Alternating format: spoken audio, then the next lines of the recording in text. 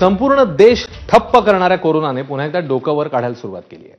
गेल्या काही दिवसांपासून राज्यासह देशभरात कोरोनाच्या रुग्णसंख्येत वाढ होतीये। सध्या सक्रिय रुग्णांची संख्या 1200च्या वर पोहोचली तर देशात आतापर्यंत 12 जणांचा कोरोनामुळे मृत्यू झालेला आहे। त्यामुळे पुन्हा एकदा संपूर्ण देश चिंतेमध्ये सापडलाय। पाहूया।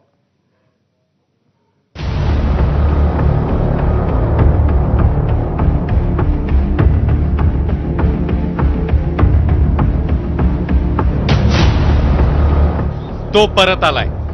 2020 आणि 2021 मध्ये शहर, देश आणि अवघं जगच ठप्प करणारा कोरोना परत आलाय। गेल्या 8 दिवसात राज्यासह देशातल्या कोरोना रुग्णांची संख्या वाढतेय।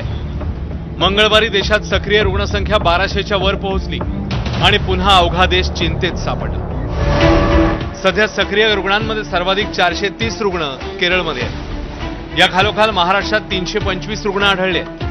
मंगळवारची आकडेवारी लक्षात घेता महाराष्ट्रामध्ये 66, कर्नाटक 36, गुजरात 17, बिहार 5 आणि हरियाणामध्ये 3 अशी रुग्णसंख्या पाहायला मिळाली। देशामध्ये कोरोनाची वाढती संख्या ही चिंतेची गोष्ट ठरली आहे।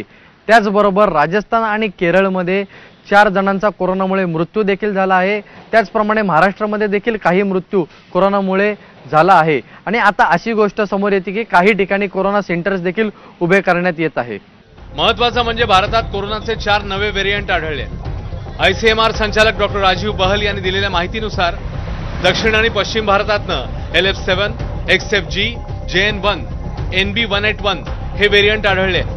अर्थात हे व्हेरिएंट फार गंभीर नाहीयेत, त्यामुळे लोकांनी काळजी करू नये, फक्त सावधानता बाळगावी असंही सांगण्यात आलं। कल्याण डोंबिवली महानगरपालिकेच्या हद्दीमध्ये आतापर्यंत एकूण 5 कोविड पॉझिटिव्ह रुग्ण आढळून आलेले आहेत। त्यापैकी 2 रुग्णांचा मृत्यू झालेला असून इतर 3 रुग्णांवर उपचार सुरू असून त्यांची प्रकृती स्थिर आहे। ज्या रुग्णांचा मृत्यू झालेला आहे त्यापैकी एक 47 वर्षीय महिला रुग्ण 22 मे 2025 रोजी एका खासगी रुग्णालयात प्रकृती अत्यवस्थ झाल्यामुळे दाखल झाल्या होत्या। त्यांचा त्याच दिवशी मृत्यू झाला।